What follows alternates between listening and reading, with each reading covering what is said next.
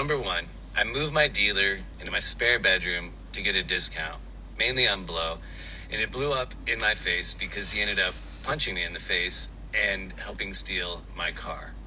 Number two, after he left, I moved a hooker named Old Girl into my spare bedroom, not for myself, but to watch the place while I was gone. I'd lost too many keys and thought I was going to be evicted from my landlord, which I was eventually.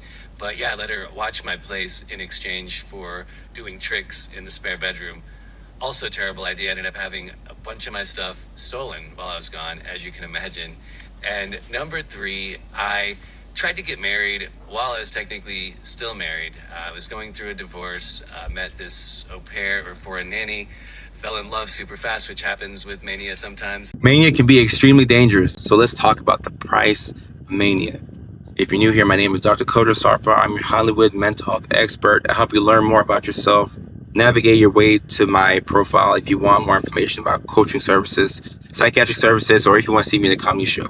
Go check all that stuff out. But today we're talking about mania and the price of mania. When individuals are at a manic high, I've seen this with my patients and I've seen this with even friends, you don't seek help. Most people who have bipolar disorder, in my opinion, they go and get help when they are depressed. And unfortunately, not all providers are good at diagnosing or asking the right questions. So they'll see somebody who's depressed and they'll say, okay, this person's depressed. We should give them a antidepressant. They give you 50 milligrams of Zoloft after a 10-minute questionnaire, and they send you on your way. You go back home, you take the medication, then you start to feel good. Then you realize that you feel too good, but you don't seek help because now we actually like ourselves. Now we're actually getting things done. Now we're calling friends and family members and we're starting businesses and we have more ideas than we have time. But this is how you've always wanted to feel. And you feel like you're on top of the world. The issue with this, and we love the confidence, by the way. We want you to be confident. That's what we're aiming for. The issue with this is that mania is extremely dangerous.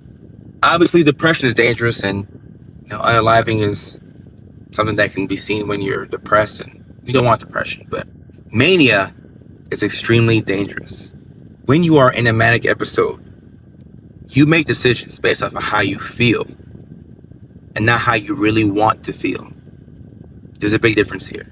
So you may feel as if you are hypersexual, but you may not have wanted to sleep with all those people, but you still did it because that's what you felt at the time. You may have felt as if these 4 business ideas were going to change the world and help out a lot of people, make you a lot of money. Like that, these were the ones. These 4 business ideas were going to change the game. You really and truly felt that. So you put thousands and thousands of dollars into them and they didn't work out. You really feel a certain way. And the confidence that you have when you're manic is not normally seen anywhere else in your life. When your mood is even and relatively stable, for lack of a better term, you don't have that same confidence. Obviously, when you're depressed, you don't have much of any confidence.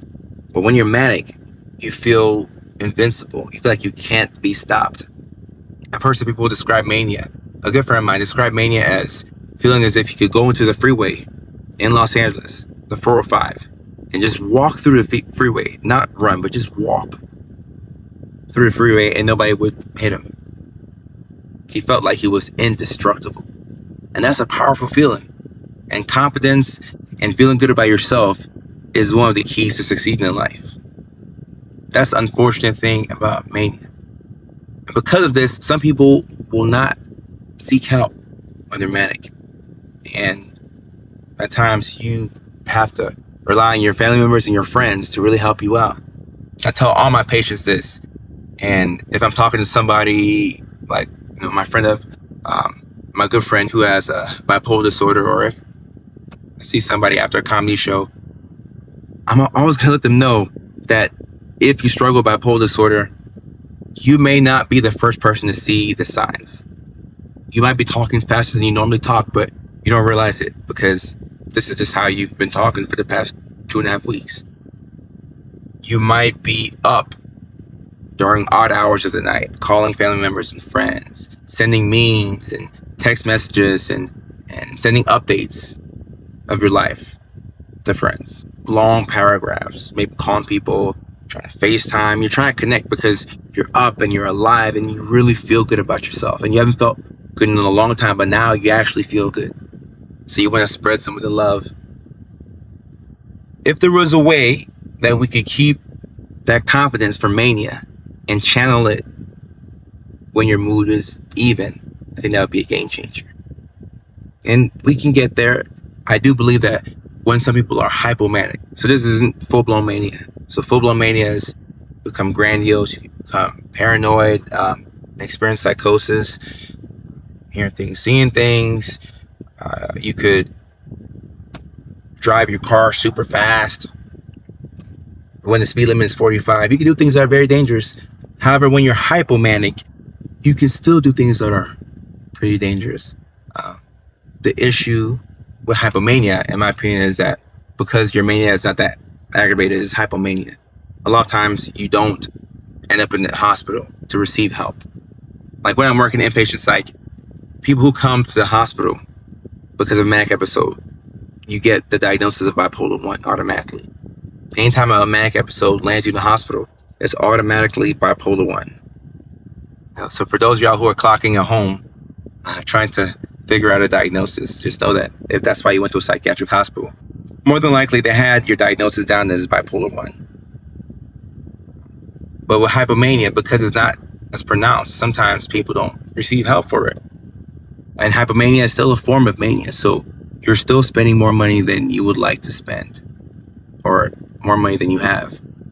You're still maxing out credit cards. You're still engaging into friendships, business partnerships, relationships, ruining current relationships and marriages, and doing things that you don't really want to do, but you feel good. So because we feel good, we do. I always say this, but especially if you have bipolar disorder, it's extremely important to be kind to yourself. And I know it's cliche, and we're adults.